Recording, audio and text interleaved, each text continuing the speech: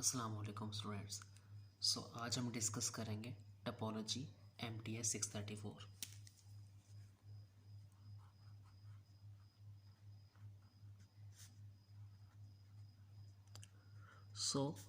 हम ये book start की थी हम लोगों ने सेट्स के बारे में देखा था, फंक्शंस के बारे में देखा था, जो बेसिक्स मैथ में हम लोग कैलकुलस वगैरह में दूसरी बुक्स में देखते हैं। अब हम टपोलॉजी को डिस्कस करते हैं। हम देखते हैं सबसे पहले टपोलॉजी की डेफिनेशन क्या है, टपोलॉजिकल स्पेस क्या है, और हम डिस्कस करेंगे ओपन सेट क्या है, क्लोज सेट क्या है, इंटीरियर क्या है, एक्सटीरियर क्या है, एंड कुछ थ्योरम्स को भी देखेंगे और क्लोजर प्रॉपर्टी भी देखेंगे और कंटीन्यूअस फंक्शन को देखेंगे और बेसिस ऑफ टपोलॉजी को भी देखेंगे। तो सबसे पहले डिस्कस करते हैं टपोलॉजी एक्चुअली है क्या।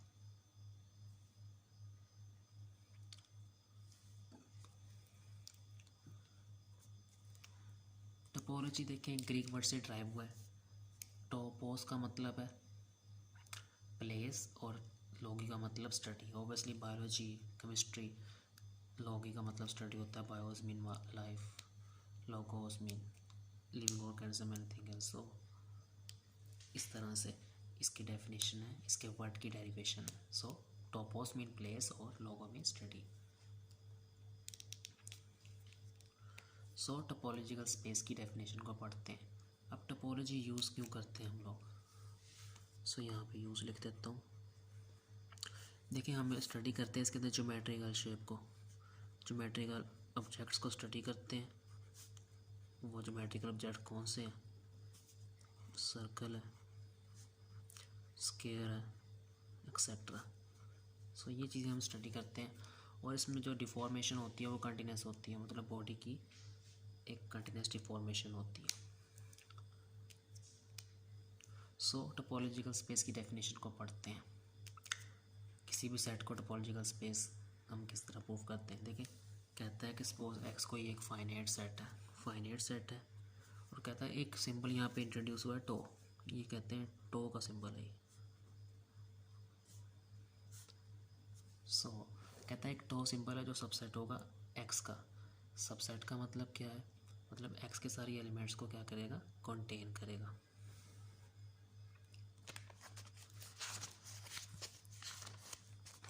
अब सबसेट की एक एग्जांपल ले लेते हैं। सपोज अगर हमारे पास कोई भी एक सेट है एक्स 1 2 3 और हम कहें एस सबसेट है एक्स का, मीन एस भी क्या कंटेन करेगा, एलिमेंट्स को कंटेन करेगा। This is called subset. यहाँ पे टो सबसेट है, मतलब टो क्या करेगा, एक्स के एलिमेंट्स को कंटेन करेगा। कहता है टो को कहेंगे हम टोपोलॉजी ऑन एक्स, मतलब टो को क्या कहेंगे, टोपोलॉजी एक्स के ऊपर। अब यहाँ पे 3 कंडीशंस होना लाजमी है। 3 कंडीशंस कौन कौन सी हैं। देखिए, किसी भी सेट को टोपोलॉजी स्पेस प्रूव करने के लिए या टो को टोपोलॉजी स्पेस प्रूव करने के लिए क्या होना चाहिए, एक फाई और एक्स एलिमेंट टो के अंदर होना चाहिए। हम टो को एक सेट बनाएंगे, उसके अंदर क्या होना चाहिए, फाई और एक्स होना चाहिए, ठीक है। और इसके अंदर यूनियन ऑफ एलिमेंट होना चाहिए, मतलब टो के जितने एलिमेंट्स उनको यूनियन ले तो वो टो के अंदर ही आए। और इसका इंटरसेक्शन के लिए भी ये कंडीशन होल्ड करती है। मतलब अगर कोई सेट हमारे पास एक्स इस तरह से है 1 2 3, तो अब इसका टो बना रहे हैं। एक्स को सिंपल करता हूँ, लेता हूँ 1 2। इसका टो बनाएंगे। इस तरह बनेगा। इसके अंदर कहता पहली कंडीशन कि फाई होना चाहिए और एक्स होना चाहिए। फाई और एक्स तो एग्जिस्ट करेगा, फाई यहाँ पे, एक्स यहाँ लिख लो या लास्ट में लिख लो। और दूसरी इसके सबसेट्स बनाएंगे 2 1 2। ये एक एग्जांपल ही लेके मैं पूरी टोपोलॉजी को प्रूव कर सकता हूँ, लेकिन हम एग्जांपल दूसरी लेंगे। ये इसका टो हो गया। अब इन सब एलिमेंट्स का यूनियन लो। सबसे पहली कंडीशन क्या है इसको टोपोलॉजी स्पेस प्रूव करने के लिए, कि इसका क्या करें, फाई और एक्स एग्जिस्ट करना चाहिए। फाई और एक्स भी टो के अंदर है। पहली कंडीशन तो होल्ड हो गई है। दूसरी कंडीशन के लिए देखिए, सब एलिमेंट्स का यूनियन लें, 1 2 का यूनियन लें, 1 2 आ जाएगा, ठीक है, इसी के अंदर ही आ रहा है। 1 2 का इंटरसेक्शन है, एम्प्टी सेट आ जाएगा, इसी के अंदर आ रहा है, तो यूनियन और इंटरसेक्शन की कंडीशन भी होल्ड कर रही है। ये सेट क्या है, टोपोलॉजिकल स्पेस है। अब टोपोलॉजिकल शेप्स क्या था, स्टडी होती है कंटिन्यूस डिफॉर्मेशन में, स्टडी ऑफ शेप्स होती है, ऊपर बता चुका कंटिन्यूस डिफॉर्मेशन में। So change in shape, deforming का मतलब किसी चीज़ की शेप के अंदर तब्दीली आना। अब स्क्वायर और रेक्टेंगल टोपोलॉजी के अंदर सेम है। कैसे सेम है, दोनों एक दूसरे के होमोमॉर्फिज्म है। मतलब देखिए, हम स्क्वायर के अंदर से, अगर स्क्वायर के अंदर से ही रेक्टेंगल के अंदर से हम सर्कल बना सकते हैं, क्योंकि लाइंस है, ये भी लाइंस है, लाइन की मदद से ही हम लोग बना सकते हैं अगर हम इस तरह इसको ब्रेक करें पास में। तो टोपोलॉजी के अंदर रेक्टेंगल टू सर्कल, रेक्टेंगल से हम सर्कल बना सकते हैं। सो दोनों का टोपोलॉजी के सेंस में सेम है। देखिए टोपोलॉजी की टाइप्स हैं।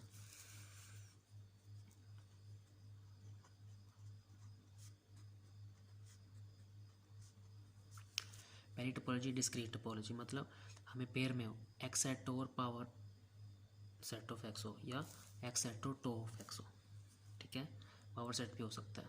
इसे डिस्क्रीट टोपोलॉजी कहेंगे, इसे इनडिस्क्रीट कहेंगे। डिस्क्रीट स्ट्रॉन्गर होती है, इनडिस्क्रीट लेस स्ट्रॉन्गर होती है। एक और एग्जांपल लिए टोपोलॉजिकल स्पेस प्रूव करने के लिए, ABC सेट है, इसका टो सेट बना दिया, सबसेट बना दिया, 5 भी एग्जिस्ट कर रहा है, एक्स भी एग्जिस्ट कर रहा है, सब या एलिमेंट्स को यूनिट भी इसके अंदर एग्जिस्ट कर रहा है, इंटरसेक्शन भी एग्जिस्ट कर रहा है। सो ये सेट क्या है, टोपोलॉजिकल स्पेस है। So I hope so topological space आप किसी भी सेट को प्रूव कर लोगे। हम डिस्कशन को थोड़ा सा आगे लेके जाते हैं।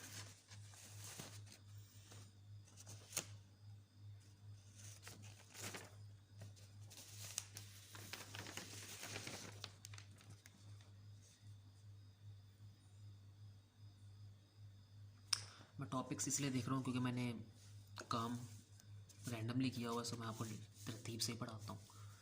अब कंटिन्यूस फंक्शन क्या होता है, जिसका कंटिन्यूस ग्राफ होता है। कैलकुलस में तो ये पढ़े, ऐसा फंक्शन जिसका कंटिन्यूस एक ग्राफ होगा, मीन टाइम का ग्राफ होगा, कुछ कंटिन्यूस चलता जा रहा है ना। सो डिसकंटिन्यूस होगा जो इस तरह का, टूट गया फिर चल रहा है, टूट गया फिर चल रहा है। सो ये कंटिन्यूस है और ये डिसकंटिन्यूस है। सो ये ग्राफ में फ़र्क है। ऐसा फंक्शन इसका ग्राफ टूटे ना, इसका टूट गया और इसका नहीं टूट रहा। सो कंटिन्यूस डिसकंटिन्यूस फंक्शन में ही फ़र्क। वही बात लिखी है जिसका कंटिन्यूस ग्राफ होगा। सो अब हमारे पास एक सेट है, उसका टो सेट भी बना लिया, ठीक है। सो वाई सेट है, उसका भी टो सेट बना लिया। अब यहाँ पे ओपन सेट क्या होता है, सबसे पहले तो देखते हैं ना ओपन सेट क्या होता है। ओपन सेट पे आते हैं। वाई सेट है, उसका पावर सेट बना लिया, या टो सेट बना लिया, ठीक है, ये बना लिया। अभी टोपोलॉजिकल स्पेस प्रूव करना है इसको, वो आप लोग कर लोगे कंडीशन लगा के। तीनों यूनियन होना चाहिए, इंटरसेक्शन होना चाहिए और 5x एक्सिस करना चाहिए। तीनों कंडीशन लगेंगे इस पर। ओपन सेट क्या होगा, देखिए, मतलब हमारे पास जो ओरिजिनल सेट है ना वाई, उसके एलिमेंट इसके अंदर भी होने चाहिए। 1 इसके अंदर है, इसके अंदर भी है, तो 1 एक ओपन सेट है। 2 इसके अंदर है, इसके अंदर भी है, और 1 2 इसके अंदर भी है और इसके अंदर भी है। सो ये क्या है, इसके open sets. I hope clear हो गया होगा। और नेबरहुड क्या होगा, नेबरहुड सेट कैसे निकालना है। सो यहाँ पे नेबरहुड भी निकलना, नेबरहुड स्पेलिंग देख लीजिए आप लोग, आई थिंक सो रॉन्ग ही है। सो नेबरहुड सेट कैसे निकालना है, देखिए नेबरहुड 1 मतलब जिन सेट में 1 1 है। सो यहाँ पे 1 है और 1 2 के साथ 1 है, जिनमें 2 है, 1 2 के साथ 2 और अकेला 2 है इसी टोपोलॉजी के सेट के अंदर। सो नेबरहुड भी निकालना आ गया।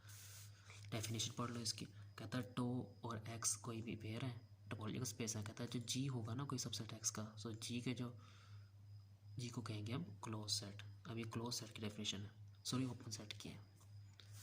अब क्लोज सेट क्या होता है, सिमिलरली वैसे ही है, जस्ट हमने टो के एलिमेंट्स का कंप्लीमेंट लेना है। कंप्लीमेंट मतलब उनको यू से माइनस करना है। सो ए का कंप्लीमेंट होगा बी, बी का होगा ए, 5 का होगा एक्स, एक्स का होगा 5। ये क्लोज सेट है। इसके डेफिनेशन क्या है, एक्स और 5, एक्स और टो कोई भी टोपोलॉजिकल स्पेस है और जी कोई सबसेट है उसका, तो जी डैश जो होगा वो क्लोज सेट होगा। जी सबसेट है एक्स का, तो जी क्या होगा ओपन सेट, और जी डैश जो होगा उसको कंप्लीमेंट क्लोज सेट होगा। कंप्लीमेंट लेते हैं ना तो सेट को यू से माइनस करते हैं। सो यहाँ भी कंप्लीमेंट लिए सेट के हिसाब से। सो अब आते हैं कंटिन्यूस फंक्शन में।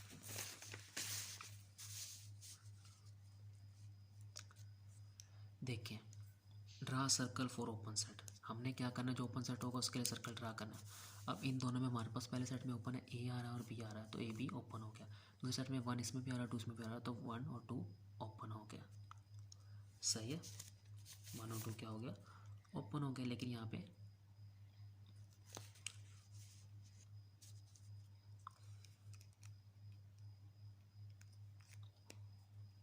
क्या बना दिया, एक रिलेशन बना दिया। हमने क्या बनाना है, एक रिलेशन बनाना है कंटीन्यूअस फंक्शन के लिए। हमने 1 to 1 कॉरस्पॉन्डेंस चेक करनी है। 1 to 1 फंक्शन क्या होता है,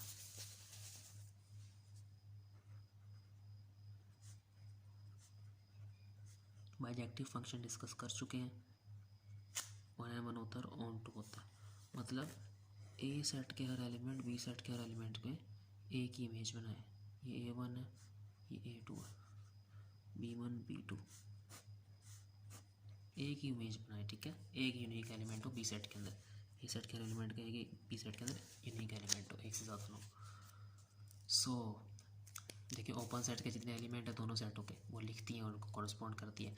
इन केस अगर ये 1 to 1 रिलेशन ना बनता तो फंक्शन क्या होता, कंटीन्यूअस होता। कहता है कि जो वाई के अंदर एलिमेंट है उनका इमेज कॉरस्पॉन्डिंग इमेज ए के अंदर होना चाहिए। अगर नहीं होगा तो 1 to 1 फंक्शन नहीं होगा, तो फंक्शन क्या होगा, डिसकंटिन्यूअस होगा।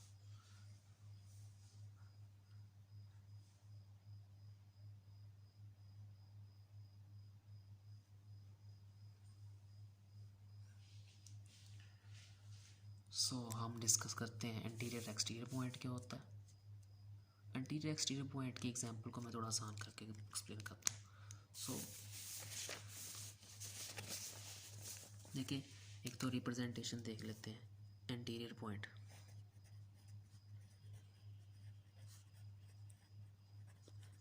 रात का टाइम है तो इसलिए मैं हल्का बोल रहा हूँ, अगर आवाज़ समझ ना आए तो इंटीरियर पॉइंट को रिप्रेजेंट करते हैं इससे, और एक्सटीरियर पॉइंट को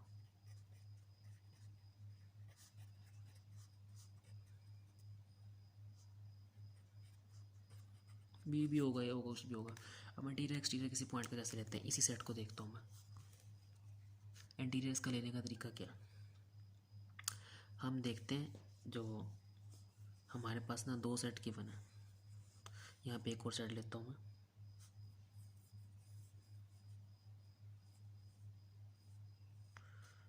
ए लेता हूँ, ठीक है। उसका एलिमेंट देता हूँ 2 और 1, कुछ भी एक एलिमेंट से अपने से लिया। सो इसका टोपोलॉजिकल स्पेस बना लिया, टो सेट बना लिया। अब देखें मैंने देखना है कि 1 इसके अंदर है, ऑब्वियसली है। 2 इसके अंदर है, 1 इसके अंदर है, 2 इसके अंदर है। सो यहाँ पे मैं क्या करूँगा, इंटीरियर निकालने के लिए x बराबर है, x का जो सेट के अंदर एलिमेंट 1 है वो टो के अंदर भी है, वो टो के अंदर भी है, टो के अंदर भी है ना। So x equal to 1 A belong to A naught, 2 भी इसके अंदर x equal to 2 belong to A naught. In case यहाँ पे अगर 3 होता और ये 4 कर ले, सो 3 और 4 दोनों नहीं है, x इक्वल टू या a equal to. So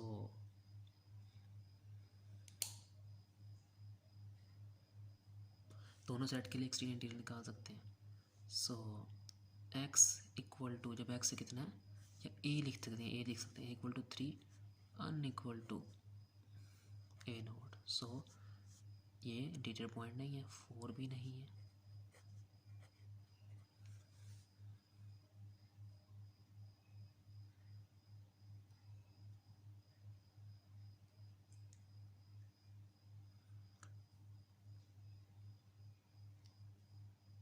mean to से कि हमारे पास जो एलिमेंट्स हैं वो इसके अंदर रिप्रेजेंट नहीं हो रहे हैं। एक्सटीरियर पॉइंट क्या होगा, जो एलिमेंट्स बच जाएंगे, ये 3 और 4 जो इंटीरियर नहीं है वो एक्सटीरियर है।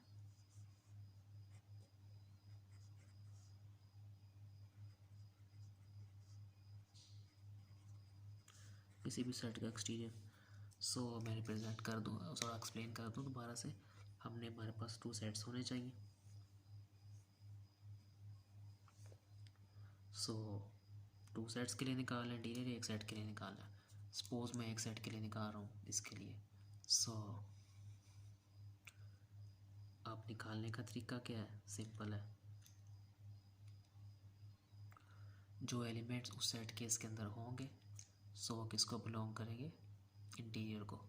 मीन टू से कि ओपन सेट्स जो होंगे, अगर जो नहीं बचेंगे, जो उसके अलावा होंगे, वो किसको बिलोंग करेंगे, एक्सटीरियर को करेंगे। सो हम डिस्कस करते हैं थोड़ा सा आगे इसको।